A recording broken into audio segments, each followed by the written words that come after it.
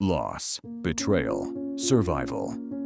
In part 2 of our conversation with Michelle Groom, she opens up about family, trauma, and the fight to turn pain into purpose. He was amazing to me. Yeah. That was like my superhero. Right. Because, you know, my father wasn't around and my brother taught me a lot. He taught me a whole lot. And we talked all the time. Right. We even talked up to the day before he got killed. Losing her brother was more than grief. It reshaped her entire life. When he left, I was lost. I never had a regular day after that.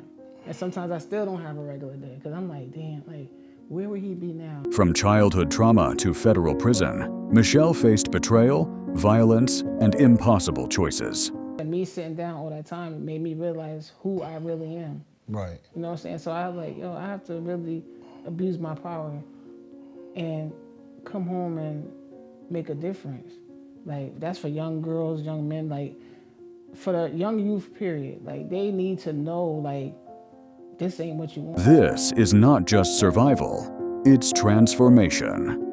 Watch part 2 of Michelle Groom's story, only on Locked Up and Locked Out.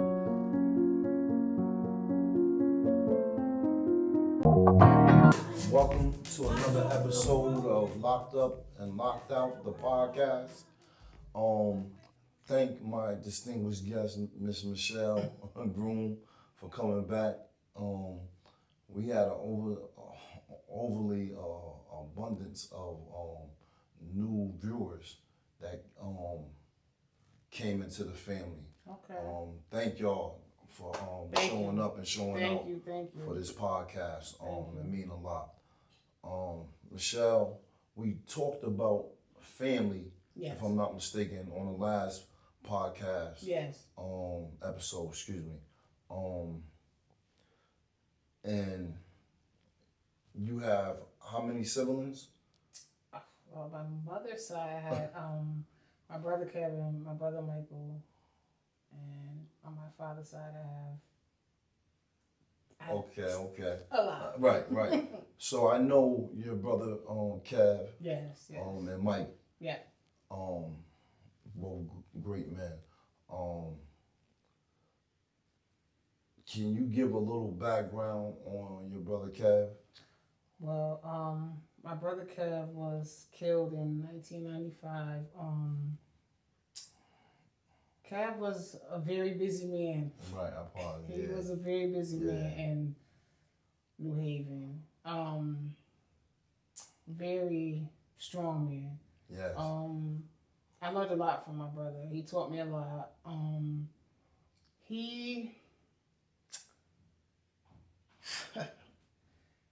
He was amazing to me. Yeah. That was like my superhero.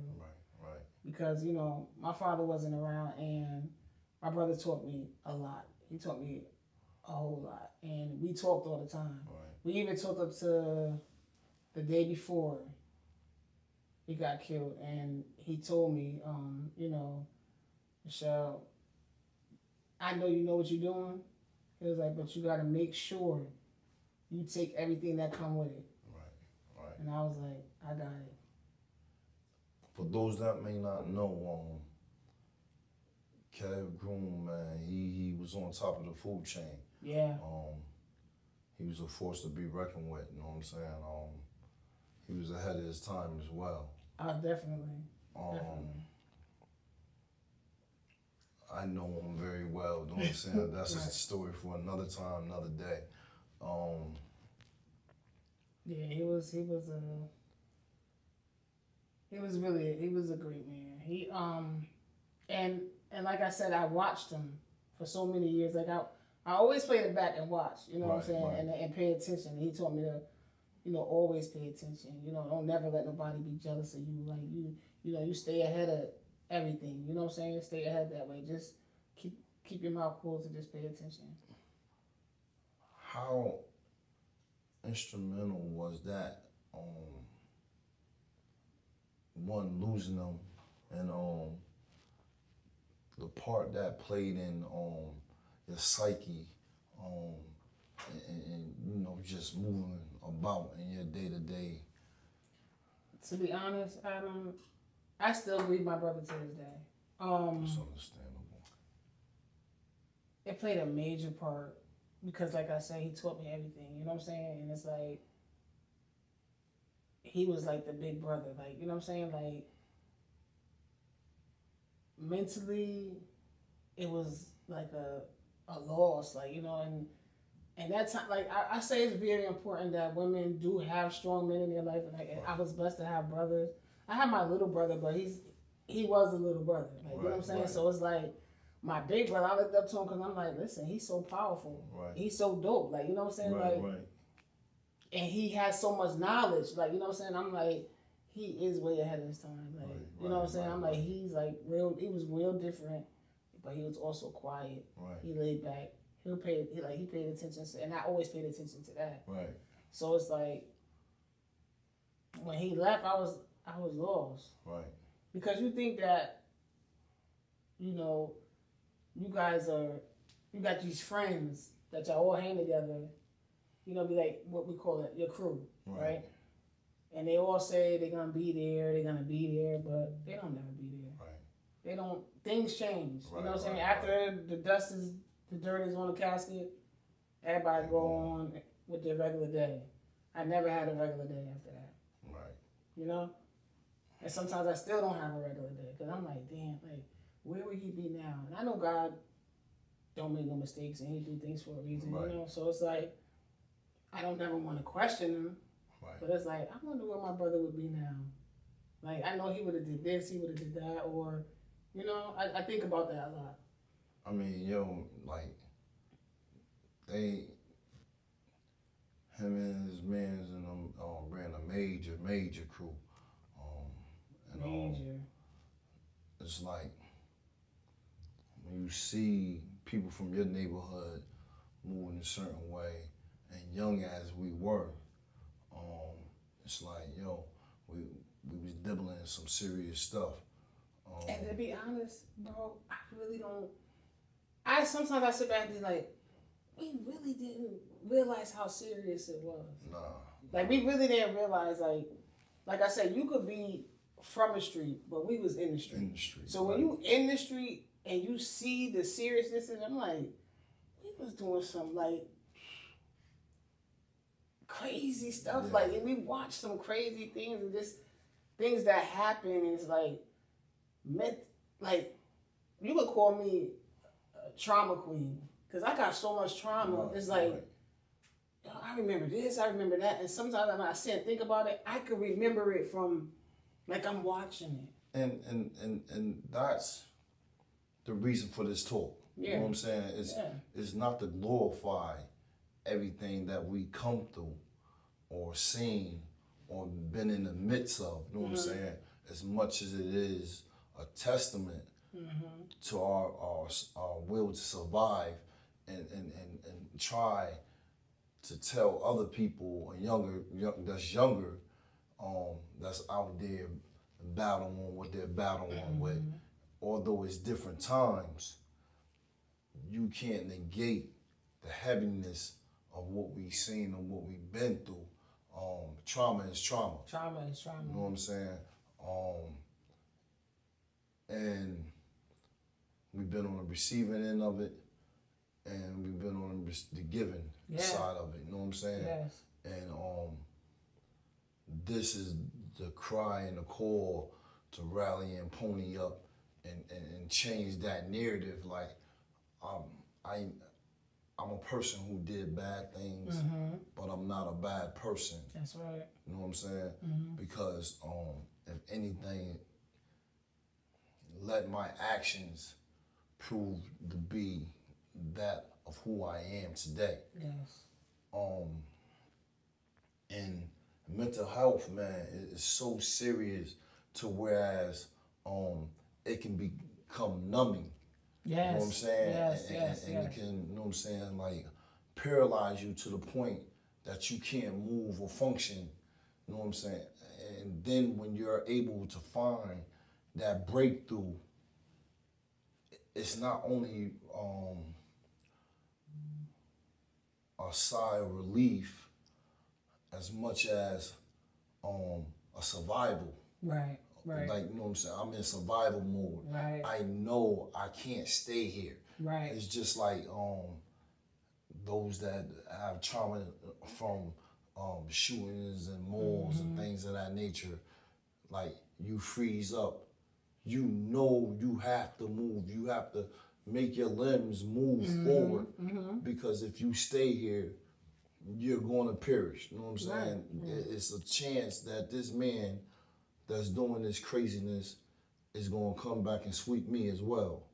However, I must say, like, if you've never been in that situation, you don't know how to act. You don't know how to act, because when I got shot, I froze. I feel like I had cement on my feet. Right. Like, I couldn't move. And I seen it coming towards me. I seen it, everything. But I was like, I couldn't move. Right. It was just like everything was in slow motion. So it's like when you in that situation, yeah, my mind was telling me to run. But instead of shooting me in my chest, he just shot me in my back. Right. So it's like, I just stood there like, oh my God, like, oh shoot. And it's like, it happened so fast, but it happened so slow. I believe was like so gut wrenching is when you're going it alone. Mm-hmm. You know what I'm saying? Like, you have nobody to call on. Nobody's there in your corner. Because the majority of people that was there are opportunists. They're there because what you doing or what you can provide at that moment. Nobody's there because Michelle Groom is a good person. Nobody's there because Adam Carmen, you know what I'm saying, is a good person. Right. They're there because of what I could receive. They're opportunists. And many times people have this false assumption that they know you. Right. Or no, you just a one-trick pony. Right. That you're not multi-dimensional. You know what I'm saying? That you probably can't think past go. Or you're just stuck. But sometimes you need people to think that. Absolutely. That's for me, I need people to think that. Because any given day, you can rise and be, you know what I'm saying, that one pony that get past the gate and be that breakout horse. That's right. That dark horse that nobody counted on to be anything but, you know what I'm saying, a dark horse. You know what I'm saying? Yeah. I believe, you know what I'm as human beings, we have to understand that there's a greater need than just serving ourselves. That's right. You know what I'm saying? So it's like, although you want to be here or be in the win column, I think it's equally important to give back in whatever capacity that you can. It don't have to be monetary. Right, you know, it can just be a kind word, or greatness is in you. Win, you know what I'm saying? And keep traveling and evolving towards whatever goals that you set for yourself. Right. You know what I'm saying? Right. Because at the end of the day, nobody can write a narrative other than you. That's right. You know what I'm saying? Like, they can try to, but it can't be duplicated. You know what I'm saying? Yeah, like, you can't duplicate. Can't duplicate it. Because at the end of the day, we know each other. We've seen things. We know things. And the road hasn't been easy, to say the least. Right. But God puts nothing on you that you can't handle. Absolutely. You know what I'm saying? That's why it's tailor-made to your own individual walk. Right. You know what I'm saying? What's made and given to you is given and made for you. You know what I'm saying? Alone. Yeah. Not to say that the next person can't achieve that type of success, but it's not for them what you have. Everybody has their time. Everybody has their path. Absolutely. I always be like, no, man. I love it if I could meet somebody that can wear my shoes. Right. And not complain that their feet hurt. Them some heavy shoes, man. Right. No, I mean, I don't want to wear your shoes. Yeah, right. And you wouldn't want to, but some people are judging. I'm like, listen, people don't know what I go through. You know what I'm saying? Like, I may look good on the outside, but I'm kind of putting myself together, still putting myself together on the inside. That's the great thing. Yeah. That each day that you get up, that you're able to face the world in your truth. Right. And fight for whatever you choose to fight for. You know what I'm saying? Mm-hmm. It's like, yo, I'm looking for a better day. Yeah. However that may look for you. Right. You know what I'm saying? Right. It's lost many times over when people are stuck living their life vicarious through another. Right. You know what I'm saying? Right. Because it enables you to get where you need to be at. Right. That pain that you talk about, or losing a brother, I feel that's the pain of a lot of parents that lost their children to senseless violence. Yeah. Yeah. Even losing my nephew, his son, that was a different kind of pain too. It's like each pain was different. Each loss I took was different. Right. So it's like by me being there and being able to get that last hug and it just was, that put me in the numbing stage.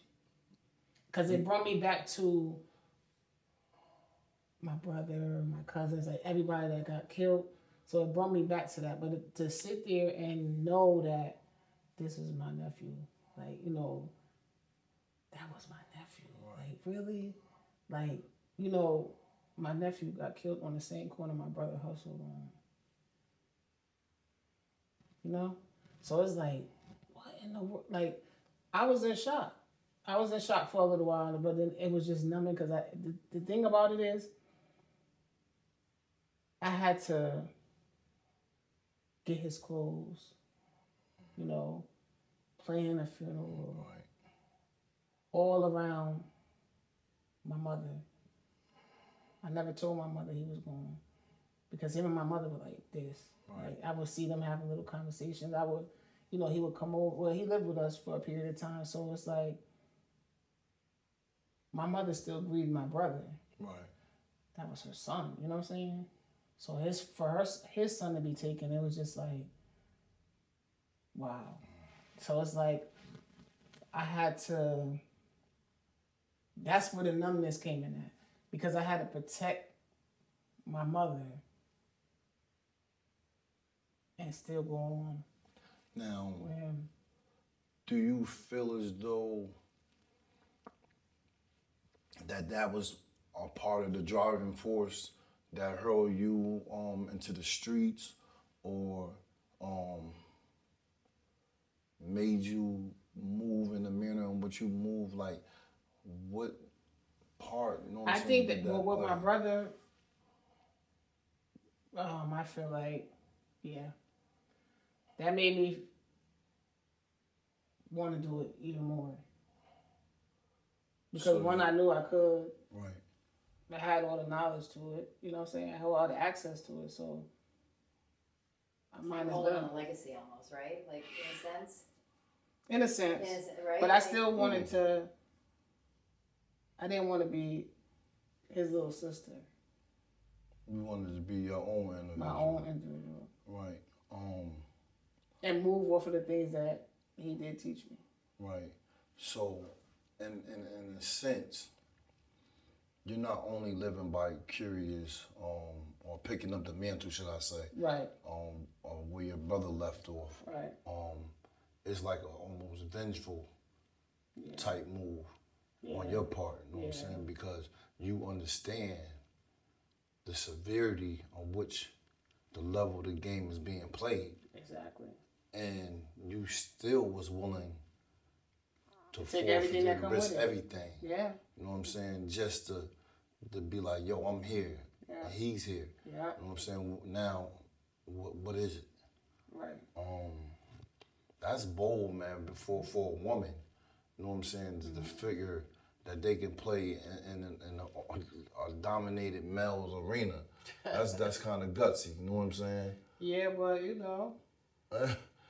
You know? Right. I mean, like I said, I've always hung around dudes. I have a lot like male friends, so I always hung around dudes, and I would, you know, get little stuff here and there. So I'm like, this is gonna be easy.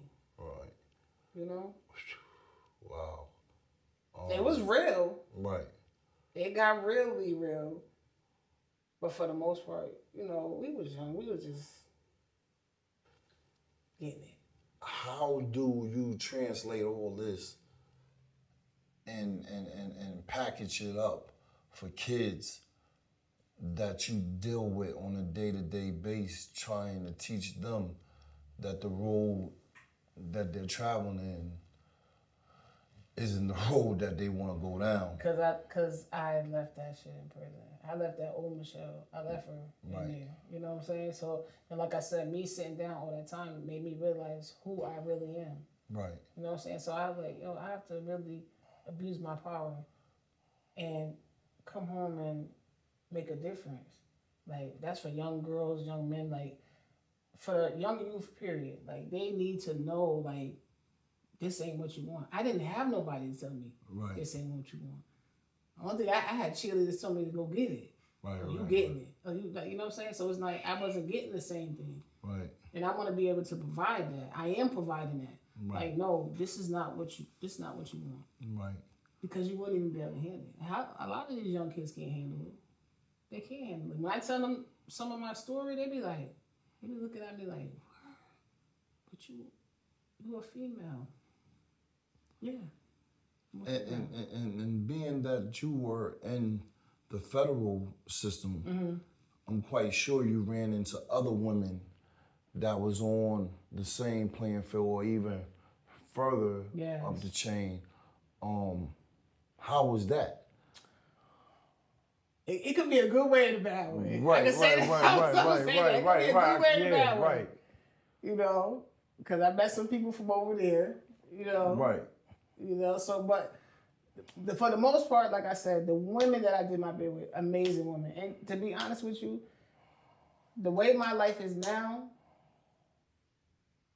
I kind of wouldn't change nothing. Right. You know what I'm saying? Because I had to go through that to really, really realize who I am and you know what I'm saying? So, besides a few things I would change, but I know I can't change that. Right. You know what I'm saying? But no regrets. I have no regrets. Right. I have no regrets. I have no regrets at all. Even going through what I went through with the, you know, people that betrayed me and stuff like that, I have no regrets. I hope I harbor no feelings because that was something that was going to happen. It's universal law. You know what I'm saying? You do this, you get this. Right. You know what I'm saying? Absolutely. So it's up to me to make a change. So my change is dealing with the youth, trying to get them to change their life. Even being there for women that go through things and, you know, need to talk about things. Listen, you ever seen that? You probably didn't, but it's Juanita Bynum. She got this No More Sheets. And I remember my friend Shireen introduced me to her. Right. And, you know, she had layers and layers of sheets on her. So the first podcast I did with you, when I left here, I feel like a weight been lifted off.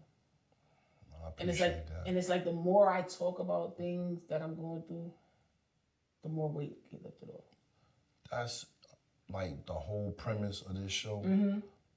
Giving brothers and sisters an outlet and letting the listening audience abroad, our family, to understand, like, don't count us out. You know what I'm saying? Yeah, don't count us out. You know what I'm saying? We're not remorseful. That we have nothing to give. And society isn't more richer with us being in it. You know what I'm saying? Like, who would have thought, you know what I'm saying? With the Scott Lewises of the world. You know what I'm saying? The Michelle Grooms of the world, the Yusufs, you know what I'm saying? The Blackwells, you know what I'm saying?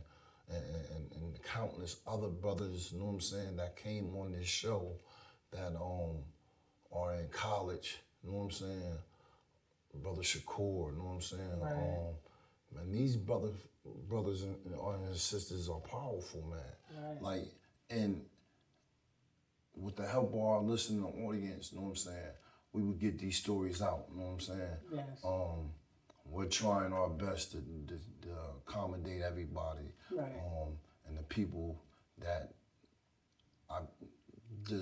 everybody deserve a seat on this plateau. Of course.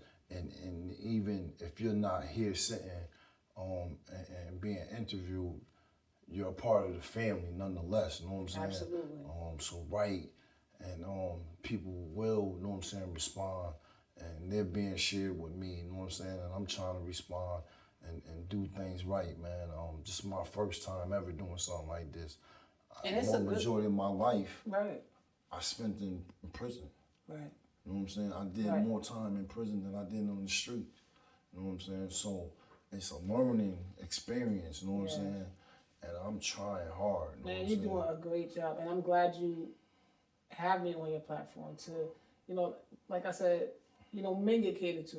Yeah. Women sometimes get put by the wayside, you know, and Not here. that's why Not I'm ever, glad you know I'm what I'm here saying? to even, you know, Yeah. to share. Like I said, I'm putting out my book, but it's like, and that's for women that need healing. Like Right. I needed Right. healing. I still need healing. You know, And not for nothing, like, we are all in a space to whereas we would do more good than not, being collectively, you know what I'm saying, a body, a family, you know what I'm saying, Right. whereas we're coming up with real solutions. Right. Even if I'm going to a senator or, you know what I'm saying, at a round table, that's going to soon come up. You know, we're just trying to hammer out, you know, the rough edges and everything, and get the right people, because change is possible.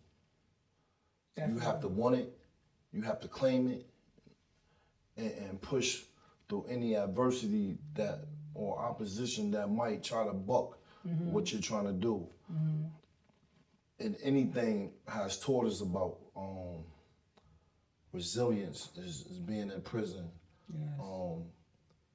being in these streets, understanding not giving in. You know what I'm saying? When pressure is applied, you apply pressure back. But we're applying pressure in a good way this Exactly, time. You know what I'm exactly. saying? In a positive way. And change, man, is right there on the horizon for each and one of us. You know what I'm saying? Yeah. We just have to claim it. You know what I'm saying? And at the end of the day, always check in on your psyche, on your mental health is so important. You know what I'm It saying? definitely I is can't important. hammer it home enough. You know what I'm saying? Because without peace of mind, you can't be in peace. You know, and you really need to stand on that.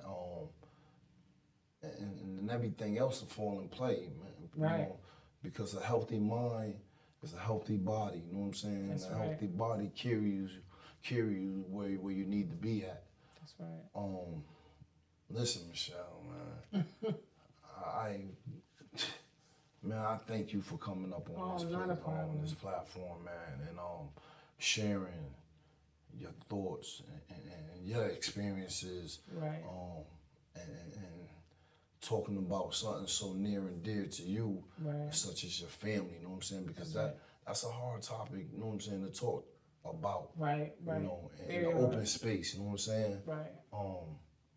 And But it's good to share because Yeah. it's like I said, it's therapy for me. Like it lifts weights off me. Like I let very few see my tears. I just let them see my strength. You know? deep. So it's like, oh, I cry, you Right. know, Right. but it's to a minimum. Right. Absolutely. You know, because I got to push forward. And I was like, you know, what I do with the youth, like I said, it helps me. It's therapy for me because it's like, I wish I had a me. Right. You know. Absolutely. What? I wish I had a me, you know, when I was doing things I didn't have no business doing, you know? And I just want to be there. I just want to, because these kids go through a lot. Wow. Just from some of the things that they share with me, I'm like, wow. So let me help you navigate through that. Right. You know, let me help you navigate through that temptation of going with your homeboys and not wanting to be the corny guy. Right. Or Right. you a lame because you're not doing this. I don't mind being a lame. That's it. Ain't nothing wrong with being a lame. Yeah, that's just like back in the days when somebody used to work. Oh, that sucker! Look at that sucker working. You know what I'm saying? But he the one that was out there while we was doing that time. Exactly. Yeah, living and loving his life. Look at that sucker. You know what I'm saying? Yeah. Sure, it's all right to be a cornball. You know what I'm saying? So that's why my main focus is on, you know. We have these false premises of what a man and what a woman signifies and our position in this game of life. You know what I'm saying? Like, we was hoodwinked. You know what I'm saying? Believe that having a 9 to 5 wasn't a righteous thing. Right. I know that's. I wish I had. Man, if I knew then what I knew now, oh my God. But what's crazy is you'll be in that wall. Yeah. Behind that wall. And things ain't moving like they, you know what I'm saying? Right. Like they was moving when you was out there doing what you was doing. Right. So now you get them little jobs, you know what I'm saying? Paying some old 17 cents. Some stuff you wouldn't even give, you know what I'm saying? I know. 2 hacks about. But no, now we had a world to we had to survive. And you holding it down. Holding it down. So why not come out here and do the same thing and hold it down, you know what I'm saying? But you know what I've noticed? Like some people, okay, so I went to jail. I did my 30s in prison, right? Right. And I came home 30. I didn't come home 40. I came home 30 in my mind. Right. So some people get to the point where, like I said, some people been in jail. They go to jail when they're 17. Right. They come home 17. Right. Absolutely. They come home 17 because the mind haven't developed. They haven't really developed. Like you really got to be in a state where, like, okay, dang, like things change. Like I'm telling you, when I came home, I'm looking at everybody like, what in the world? Like, you think everything's supposed to stop? It don't stop. The world's still going. We just tucked away. You know what I'm saying? Right. But mentally, we still stuck. We still stuck in that. You know? Absolutely. So now I'm 53 and I'm like, sometimes I still be in my 30s. Right. You know, I still be in my 30s because I'm like I said, I'm starting to really right now, at 53 years old, put the pieces back together because everything's so damaged. Right. Like everything is damaged. And I get to the point sometimes I'd be like, I'll just stop talking to people and I call it going under the bed because I'm hiding from all the things I'm going through, but I really didn't have the time to go through it. You understand what I'm saying? I didn't have the time to go through it because it's like things happen, like just like this, boom, boom, boom, like stairs. Right. So it's like, oh man, like this, oh man. So like, I didn't have the time to go through anything. I had to keep it moving. To process. I had time to process your feelings. Not at all.